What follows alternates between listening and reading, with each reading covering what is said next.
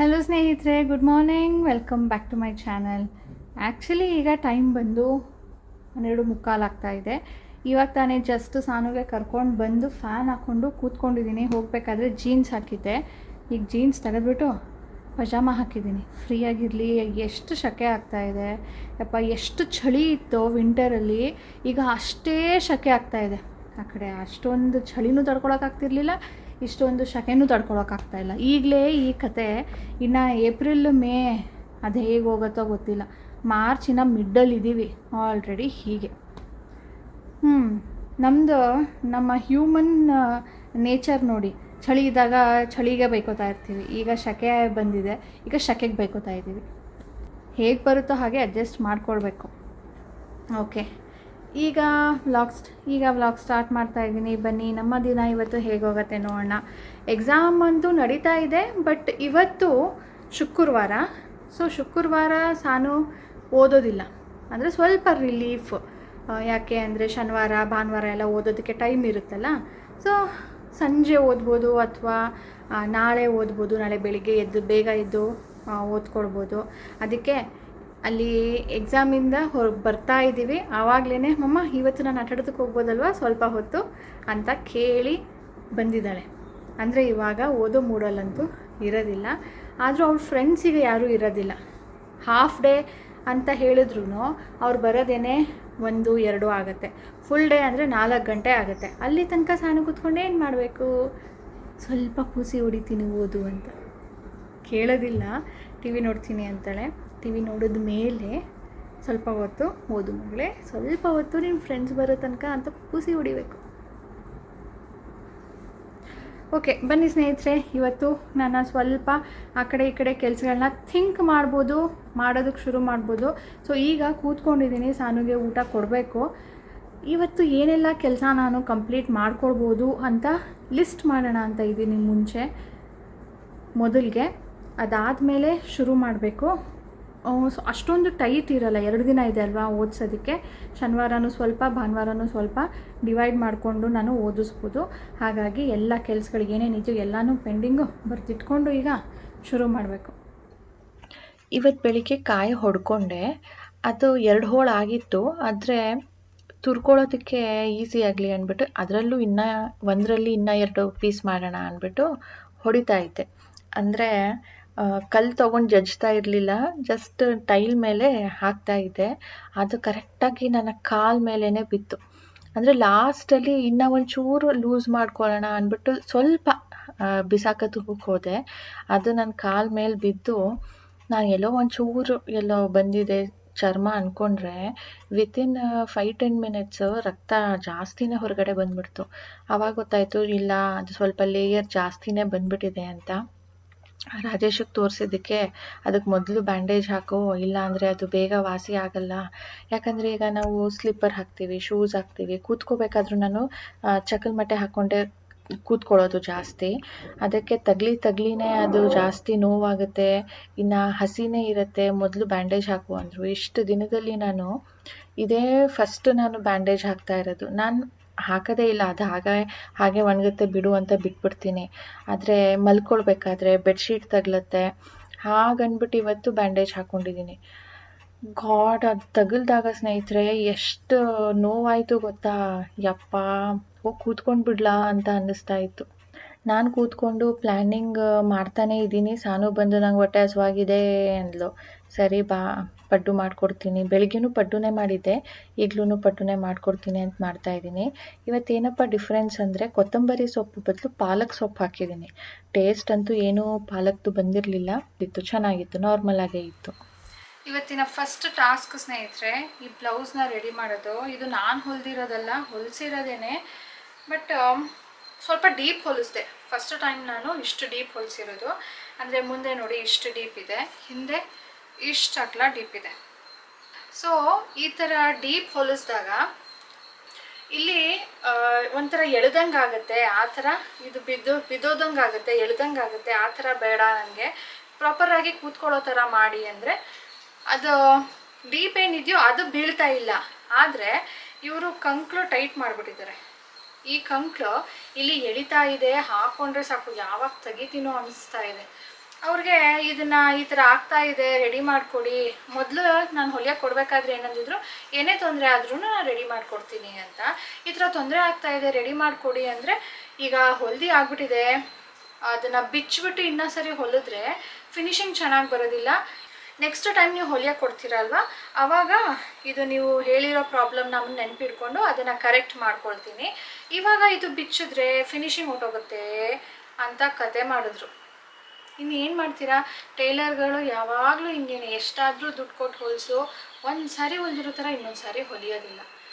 ಏನು ಮಾಡೋದೀಗ, ನನಗಂತೂ ಹಾಕ್ಕೊಳಕ್ಕಾಗ್ತಾ ಇರಲಿಲ್ಲ, ಟೈಟ್ ಅಂತ ಅನ್ನಿಸ್ತಾ ಇತ್ತು. ಮೊದಲೇ ನಾನು ಸೀರೆ ಉಟ್ಕೊಳ್ಳೋದು ಒಂದು 2-3 ಅವರ್, ಅದರಲ್ಲೂ ನನಗೆ ಟೈಟ್ ಆದರೆ ಮೊದಲು ತೆಗಿಯೋಣ ಅನಿಸುತ್ತೆ. ಅದಕ್ಕೆ ಇನ್ನೇನು ಮಾಡ್ತೀರಾ, ಫಿನಿಶಿಂಗ್ ಇರೋದು ಚೆನ್ನಾಗಿ ಬರುತ್ತೋ ಚೆನ್ನಾಗಿ ಬರೋದಿಲ್ವೋ, ನನಗೆ ಹಾಕೊಳ್ಳೋದು ಮುಖ್ಯ, ಕಂಫರ್ಟೇಬಲ್ ಇರಬೇಕು ಅಂತ ನಾನೇ ಈಗ ಸ್ಲೀವ್ಸ್ನ ಬಿಚ್ಚಿದ್ದೀನಿ. ಇದು ಸ್ವಲ್ಪ ದೊಡ್ಡದು ಮಾಡೋಣ, ಕಂಕ್ಳು ದೊಡ್ಡದು ಮಾಡೋಣ ಅಂತ. ಕಂಕ್ಳು ದೊಡ್ಡದಾದಮೇಲೆ ಫಿನಿಶಿಂಗ್ ಹೆಂಗೆ ಬರುತ್ತೆ, ಕರೆಕ್ಟಾಗಿ ಫಿಟ್ ಆಗುತ್ತಾ ಗೊತ್ತಿಲ್ಲ. ಬಟ್ ನನಗೆ ತೊಂದರೆ ಆಗ್ತಾ ಇರೋದು ಇಲ್ಲಿ, ಅದಕ್ಕೆ ಇದನ್ನೇ ಕಟ್ ಮಾಡೋಣ ಅಂತ ಈಗ ತೊಗೊಂಡಿದ್ದೀನಿ. ಇದನ್ನು ಕೂತ್ಕೊಂಡು ಮಾಡಬೇಕೀಗ. ಸೊ ಫಸ್ಟ್ ಟಾಸ್ಕ್ ಇದು. ಅದು ನಾನು ಹೊಲಿಯೋದು ಕೂತ್ಕೊಂಡು ಇಲ್ಲ ಸ್ನೇಹಿತರೆ, ಅದ್ರ ಮುಂಚೆನೇ ನೆನಪಾಯಿತು ನಾನು ಅಡುಗೆ ಮಾಡಬೇಕಿವತ್ತು. ಯೂಶ್ವಲಿ 2 ಗಂಟೆಗೆ ನಾನು ಅಡುಗೆ ಶುರು ಮಾಡೋದು, ಅದಕ್ಕೆ ಮೊದಲು ಅದು ಹೊಲಿದು ಬರೋಣ ಅಂತ ಅಂದ್ಕೊಂಡೆ. ಆದರೆ ಇವತ್ತು 2 ಗಂಟೆ ಮುಂಚೆನೇ ಅಡುಗೆ ರೆಡಿ ಇರಬೇಕು. ಹಾಗಾಗಿ ಬಂದಿದ್ದೀನಿ ಪಾಲಕ್ ಮಾಡೋಣ ಅಂತ. ಪಾಲಕ್ ಬೆಳಗ್ಗೆನೇ ನೀರಲ್ಲಿ ತೊಳೆದು ನೀರಾಡೋದಕ್ಕೆ ಇಟ್ಟಿದ್ದೆ. ಈಗ ಅದಕ್ಕೆ ಒಗ್ಗರಣೆ ಕೊಡಬೇಕು, ಬೇಯಿಸ್ಕೊಳ್ಬೇಕು. ಸೊ ಇದು ಚಾಪರ್, ನಾನು ವೆಜ್ಜಿ ಚಾಪರು ತೊಗೊಂಡು ಬಂದಿದ್ದೆ ಹೊಸದು. ಅದು ಸಾನುಗೋಸ್ಕರ, ಅವಳೇ ಅವತ್ತು ತಗೊಮಮ್ಮ ಅಂತ ಇದ್ಲಲ್ಲ ಅಂದ್ಬಿಟ್ಟು ತೊಗೊಂಡಿದ್ದು. ಅಂದರೆ ಈ ಥರ ಕಟ್ ಮಾಡೋದಕ್ಕೆ ಅವಳಿಗೆ ಹೆಲ್ಪ್ ಮಾಡೋದಕ್ಕೆ ಇಷ್ಟ, ಬಟ್ ಅವಳು ಕಟ್ ಮಾಡೋಕ್ಕಾಗೋದಿಲ್ವಲ್ಲ, ಅದಕ್ಕೆ ಚಾಪರಲ್ಲಿ ಮಾಡಿಕೊಡ್ತೀನಿ ಅಂದ್ಕೊಂಡು ತೊಗೊಂಡಿರೋದದು. ಸೊ ಅವಳೇ ಬಂದು ಇವಾಗ ಕಟ್ ಮಾಡಿ ಕೊಡ್ತಾ ಇದ್ಲು.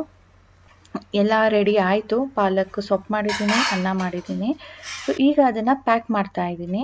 ಪ್ಯಾಕ್ ಯಾರಿಗೆ ಅಂದರೆ ರಾಜೇಶ್ ಅವ್ರಿಗೆ ಮಧ್ಯಾಹ್ನದ ಊಟಕ್ಕೆ.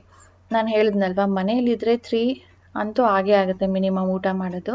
ಇವತ್ತವರು 2ಗೆ ಹೊರಡ್ತಾ ಇದ್ದಾರೆ.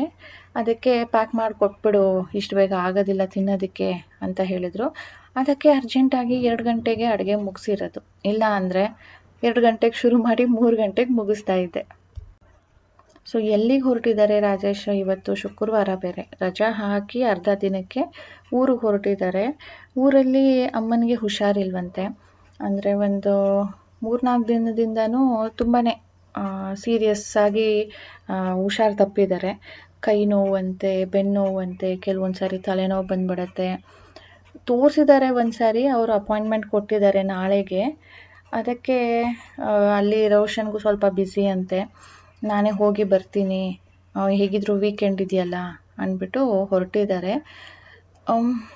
ಏನು ಎತ್ತ ಅವರು ಬಂದ ಮೇಲೇ ಗೊತ್ತಾಗೋದು. ಅಂದರೆ ಟೆಸ್ಟ್ ಎಲ್ಲ ಆಗಬೇಕಲ್ಲ, ಆ ಟೆಸ್ಟ್ ರಿಪೋರ್ಟ್ ಬಂದ ಮೇಲೇ ಏನು ಪ್ರಾಬ್ಲಮ್ ಅಂತ ಗೊತ್ತಾಗೋದು.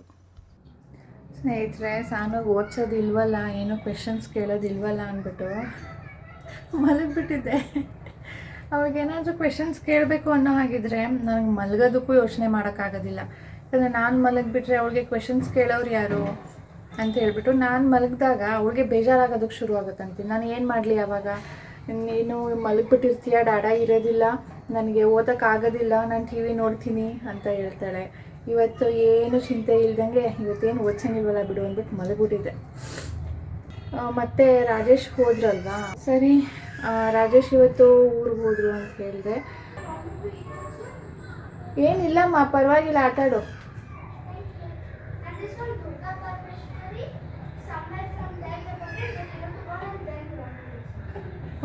Okay, thank you. So Sanu ಆಟಾಡ್ತಾ ಇದ್ದಾಳೆ. ಸೊ ಬಂದಮೇಲೆ ಓದ್ತೀನಿ ಅಂದ್ಲು. ಸರಿ ಅಂತ ಕಳಿಸ್ದೆ. ಸೊ ನಾನು ಹೋಗ್ತೀನಿ ಅಂತ ಅವ್ರು ಹೋಗಿದ್ದಾರೆ.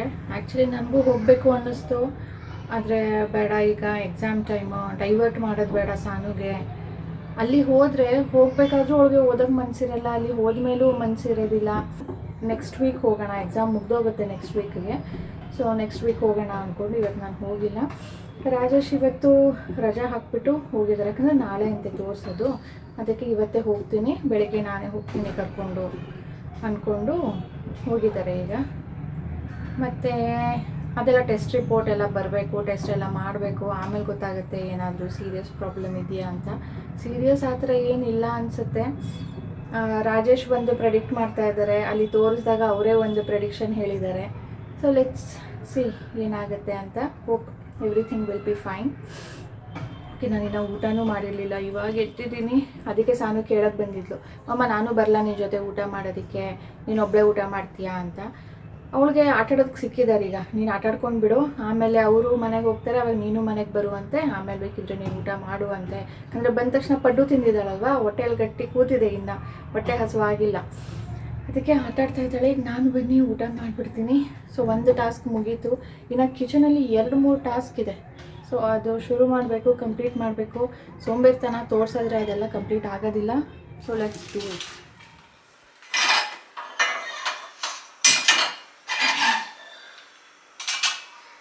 ನನ್ನ ನೆಕ್ಸ್ಟ್ ಟಾಸ್ಕ್ ಎಲ್ಲನೂ ಕಿಚನಲ್ಲೇ ಇರೋದು. ಒಂದು, ಬೆಳಗ್ಗೆಯಿಂದ ಕ್ಲೀನ್ ಮಾಡಿ ಇಟ್ಟಿರುವಂಥ ಪಾತ್ರೆಗಳಿದೆ, ಎತ್ತಿಡಬೇಕು. ವಾಂಗಿಬಾತ್ ಪೌಡರ್ ಮಾಡೋಣ ಅಂತ ಅಂದ್ಕೊಂಡೆ, ಬಟ್ ನೆಕ್ಸ್ಟ್ ವೀಕಲ್ಲಿ ಸಾನುಗೆ ಎಷ್ಟು ದಿನ ಸ್ಕೂಲ್ ಇದೆಯೋ ಅವತ್ತಿಗೆ ಏನೇನು ತಿಂಡಿ ಅಂತ ಇವತ್ತೇ ನೀವು ಕೂತ್ಕೊಂಡು ಪ್ಲ್ಯಾನಿಂಗ್ ಮಾಡಿಬಿಟ್ಟಿದ್ದೀನಿ. ಸೊ ಒಂದು ದಿನ ಮಾವಿನಕಾಯಿ ಚಿತ್ರಾನ್ನ, ಇನ್ನೊಂದು ದಿನ ಉಪ್ಪಿಟ್ಟು, ಇನ್ನೊಂದು ದಿನ ಪುಳಿಯೋಗರೆ ಪೌಡರ್ ಇದೆ. ಸೊ ಪುಳಿಯೋಗರೆ ಮಾಡೋಣ ಅಂದ್ಕೊಂಡಿದ್ದೀನಿ. 3 ದಿನಕ್ಕಾಯಿತು. ನೆಕ್ಸ್ಟ್ ಒಂದು ದಿನ ದೋಸೆ ಅಥವಾ ಇಡ್ಲಿ, ನೆಕ್ಸ್ಟ್ ಇನ್ನೊಂದು ದಿನ ಶಾವಿಗೆ ಉಪ್ಪಿಟ್ಟು, ಇನ್ನೊಂದು ದಿನ ಯಾವ್ದಾದ್ರು ಒಂದು ರೈಸ್ ಐಟಮ್. ಸೊ ಈ ಥರ ಮಾಡಿದ್ರೆ ಒಂದು ವೀಕ್ ಫುಲ್ಲು ಮುಗಿಯುತ್ತೆ.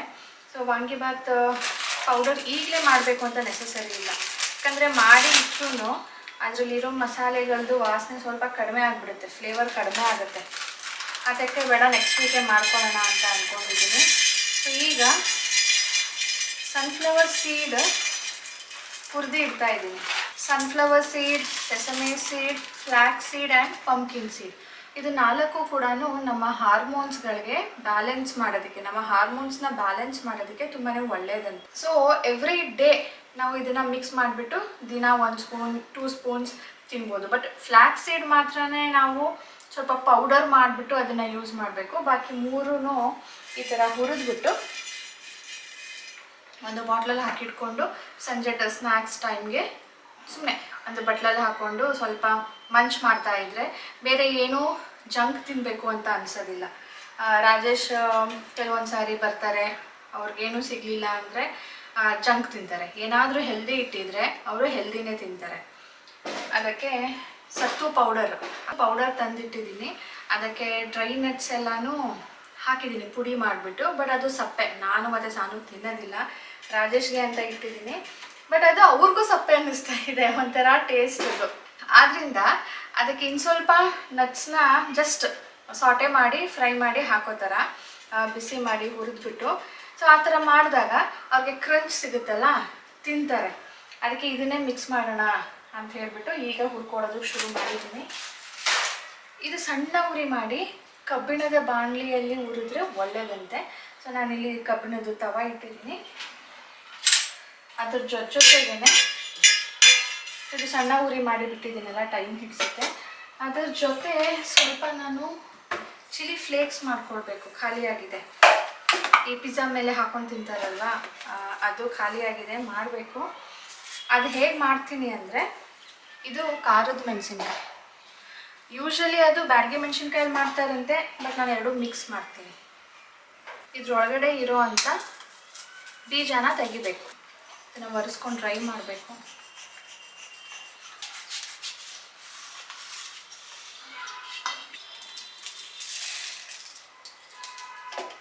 ಬೀಜ ತೆಗೆದ್ಬಿಟ್ಟು ರೆಡ್ ಚಿಲ್ಲಿನ ಮಿಕ್ಸಿ ಜಾರ್ಗೆ ಹಾಕ್ಕೊಳ್ತೀನಿ. 2 ಖಾರದ ಮೆಣಸಿನ್ಕಾಯಿ ಹಾಕ್ತೆ, ಈಗ 2 ಬ್ಯಾಡಗಿ ಮೆಣಸಿನ್ಕಾಯಿ ಹಾಕ್ತೀನಿ. ಇದ್ರದ್ದು ಬೀಜ ತೆಗಿತೀನಿ, ಸ್ವಲ್ಪ ಫುಲ್ ತೆಗೆಯೋದಿಲ್ಲ, ಯಾಕಂದರೆ ಇದು ಸ್ವಲ್ಪ ತೆಗೆಯೋದಕ್ಕೆ ಕಷ್ಟ.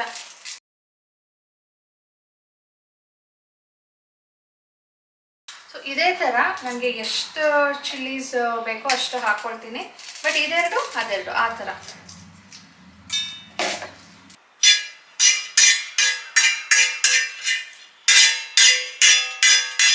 ನೋಡಿ ಇಷ್ಟು ತೊಗೊಂಡಿದ್ದೀನಿ, ಅದೇ ಸೇಮ್ ರೇಷಿಯೋಲಿ. ಇದನ್ನು ಈಗ ನಾನು ಕೋರ್ಸ್ ಪೌಡರ್ ಮಾಡ್ಕೊಳ್ಬೇಕು.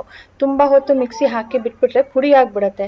ಸೊ ಸ್ವಲ್ಪನೇ ಕೋರ್ಸ್ ಪೌಡರ್ ಮಾಡ್ಕೊಳ್ಬೇಕು. ಪಲ್ಸ್ ಮೋಡಲ್ಲಿ ಗ್ರೈಂಡ್ ಮಾಡ್ಕೊಳ್ಬೇಕು, ಆವಾಗ ಜಾಸ್ತಿ ಪುಡಿ ಆಗೋದಿಲ್ಲ. ಇದರಲ್ಲಿ ಎಷ್ಟೇ ನಾವು ಕೋರ್ಸ್ ಪೌಡರ್ ಮಾಡ್ಕೊಳ್ಳೋದಕ್ಕೆ ಟ್ರೈ ಮಾಡಿದ್ರು ಸ್ವಲ್ಪ ಅಂತೂ ಪುಡಿ ಆಗ್ಬಿಟ್ಟಿರುತ್ತೆ. ಅದನ್ನು ತೆಗೆದುಕೊಳ್ತಾ ಇದ್ದೀನಿ. ಇದನ್ನೇನಾದರೂ ಪಿಜ್ಜಾ ಮೇಲೆ ಹಾಕೊಂಡ್ರೆ ತುಂಬಾ ಖಾರ ಹೊಡೆದ್ಬಿಡುತ್ತೆ, ಜಸ್ಟ್ ಲೈಕ್ ನಾವು ಚಿಲ್ಲಿ ಪೌಡರ್ ಹಾಕೊಂಡಿದ್ದೀವೇನೋ ಅಂತ ಅನಿಸುತ್ತೆ. ಸೊ ಅದನ್ನು ತೆಗೆದ್ಬಿಡ್ಬೇಕು. ಇದು ನಿಮಗೆ ರೆಡಿನೂ ಸಿಗುತ್ತೆ, ಅದು ಜಾಸ್ತಿ ಏನು ಇರೋದಿಲ್ಲ. ಬಟ್ ನಾನು ಮನೇಲೇ ಇರುತ್ತಲ್ವ ಮೆಣಸಿನ್ಕಾಯಿ, ಅದಕ್ಕೆ ಮನೇಲೇ ಮಾಡ್ಕೊಳ್ತೀನಿ.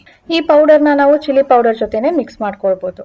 ಈಗ ನೆಕ್ಸ್ಟ್ ಟಾಸ್ಕ್ ಬಂದು ಕೊಬ್ಬರಿ ಚಟ್ನಿ ಮಾಡೋದು. ಕೊಬ್ಬರಿ ಚಟ್ನಿ ನೆನ್ನೆನೂ ಖಾಲಿ ಆಯಿತು. ಸೊ ಅದು ಇದ್ದರೆ ನನಗೊಂಥರ ಅರ್ಜೆಂಟ್ಗೆ ಬೇಕಿದ್ರೆ ಮಸಾಲೆ ರೊಟ್ಟಿ ಹಾಕೊಂಡು ಬಿಡ್ಬೋದು, ಅಥವಾ ಏನೋ ಒಂದು ಚಪಾತಿ 1-2 ಚಪಾತಿ ಮಿಕ್ಕಿದೆ ಅಂದರೆ ಅದ್ರ ಜೊತೆನೇ ತಿಂದ್ಬಿಡ್ಬೋದು.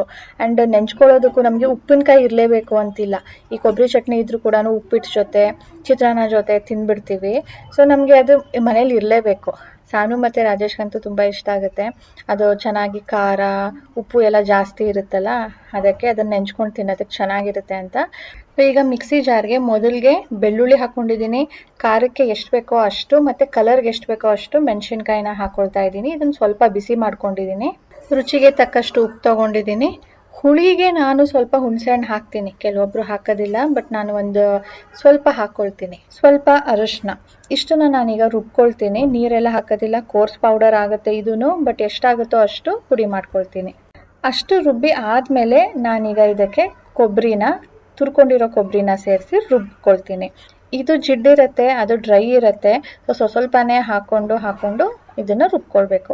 ಇಲ್ಲಾಂದ್ರೆ ಏನು ಮಾಡ್ಬೋದು, ಕೊಬ್ಬರಿನ ಮೊದಲೇ ಪುಡಿ ಮಾಡಿಕೊಂಡು ಆಮೇಲೆ ಇದ್ರ ಜೊತೆ ಮಾಡಿದಾಗ ಸ್ವಲ್ಪ ಬೇಗ ಆಗುತ್ತೆ. ಇದು ಸ್ವಲ್ಪ ಟೈಮ್ ಹಿಡಿಸುತ್ತೆ. ಈಗ ಸದ್ಯಕ್ಕೆ ಈಗ ಈ 3 ಟಾಸ್ಕ್ ಮುಗಿಸಿದ್ದೀನಿ.